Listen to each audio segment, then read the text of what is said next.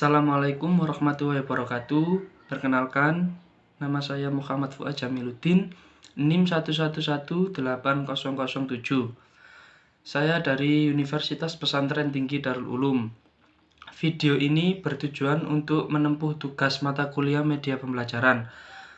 Materi yang akan dibahas pada video kali ini yaitu memahami konsep dasar evaluasi pembelajaran PAI.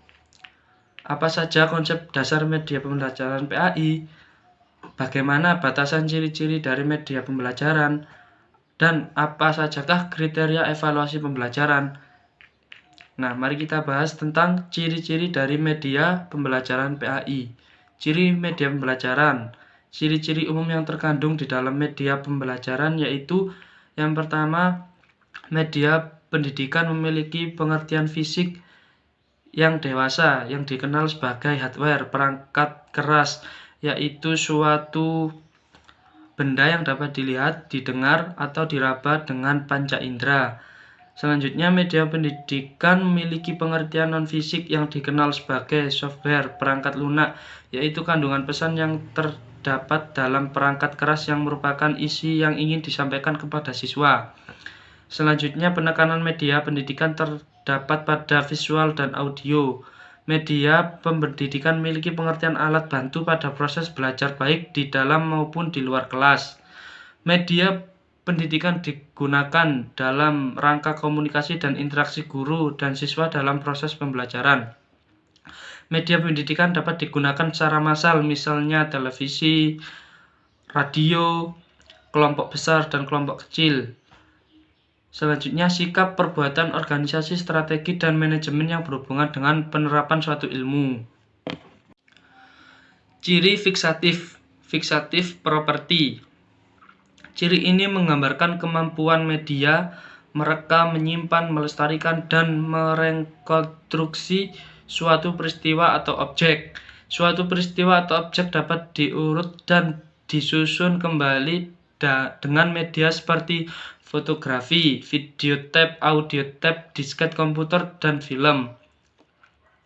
Dengan ciri fiksatif ini, media memungkinkan suatu rekaman kejadian atau objek yang terjadi pada satu waktu tertentu ditransportasikan tanpa mengenal waktu. Misalnya seperti peristiwa-peristiwa bersejarah yang terjadi di suatu negara. Siswa dapat mempelajari bagaimana peristiwa atau kejadian itu melalui rekaman video, dokumentasi, dan foto-foto. Objek biotik ataupun abiotik yang unik dan harus dipelajari oleh siswa dapat dihadirkan dengan gampang di ruang kelas dengan rekaman video atau foto. Teknologi telah menjadikan media pembelajaran mempunyai peranan yang amat penting untuk memberikan pemahaman akan suatu peristiwa atau objek bagi siswa. Yang selanjutnya ada ciri manipulatif. Ciri manipulatif yaitu transformasi suatu kejadian atau objek dimungkinkan karena media memiliki ciri manipulatif. Kejadian yang memakan waktu berhari-hari dapat disajikan kepada peserta didik dalam waktu 2-15 menitan saja dengan teknik pengambilan gambar atau time-lapse recording. Misalnya seperti siswa dapat mempelajari bagaimana proses pertumbuhan dan perkembangan embrio di dalam kandungan ibu hanya dalam waktu 10-15 menitan saja. Proses ini aslinya berlangsung selama 9 bulan di dalam tubuh seorang ibu. Dengan bantuan teknologi khusus dan proses perekaman yang kemudian dilakukan manipulasi, waktu dapat dipersingkat dengan mempercepat dengan hanya menampilkan kejadian-kejadian yang penting-penting saja. Kejadian yang berlangsung cepat dan juga diperlambat. Contoh lain seperti proses larva menjadi kepompong kemudian menjadi kupu-kupu dapat dipercepat dengan teknik rekaman fotografer. Di samping itu juga dapat diperlambat menayangkan kembali hasil rekaman dari video tersebut.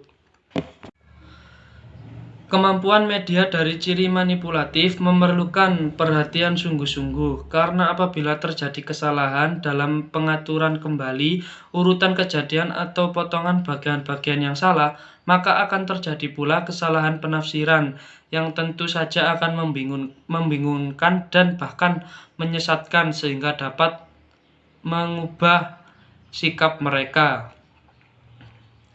Yang selanjutnya ada ciri distributif atau yang biasa disebut dengan distributif property. Ciri distributif yaitu dari media memungkinkan suatu objek atau kejadian ditransformasikan melalui ruang dan secara kebersamaan kejadian tersebut disajikan kepada peserta didik dengan stimulus pengalaman yang relatif sama mengenai kejadian ini. Sekali informasi direkam dalam format media apa saja, ia dapat direproduksi seberapa kali pun dan siap digunakan secara bersama di berbagai tempat atau digunakan secara berulang-ulang. Yang kedua, misalnya seperti kejadian di daerah-daerah yang sulit atau bahkan tidak mungkin dikunjungi oleh siswa, dapat dihadirkan di ruang kelas mereka tanpa memerlukan banyak usaha keras. Kriteria evaluasi media pembelajaran. Kriteria evaluasi media pembelajaran ini ada beberapa kriteria dalam mengevaluasi media pembelajaran yang perlu diperhatikan, antara lain sebagai berikut.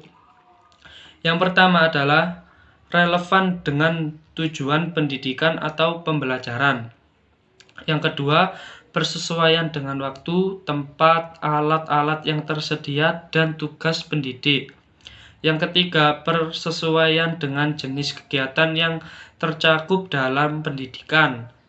Yang keempat, menarik perhatian peserta didik. Jadi, untuk menarik perhatian dari peserta didik, maka kita diperlukan kriteria evaluasi media pembelajaran.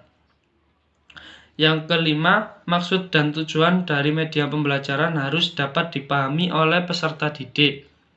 Yang keenam, sesuai dengan kecakapan dan pribadi pendidik yang bersangkutan. Yang ketujuh, kesesuaian dengan pengalaman atau tingkat belajar yang dirumuskan dalam silabus. Yang kedelapan, keaktualan, tidak ketinggalan zaman. Yang kesembilan, cakupan isi materi atau pesan yang ingin disampaikan. Yang ke-10, skala dan ukuran. Yang ke-11 atau yang terakhir, bebas dari bias, ras, suku, dan gender. Demikian paparan dari materi tentang memahami konsep dasar evaluasi pembelajaran PAI. Sekian dari saya. Apabila ada kurang lebihnya atau kata-kata yang kurang berkenan, saya mohon maaf yang sebesar-besarnya. Billahi taufiq wal hidayah. Wassalamualaikum warahmatullahi wabarakatuh.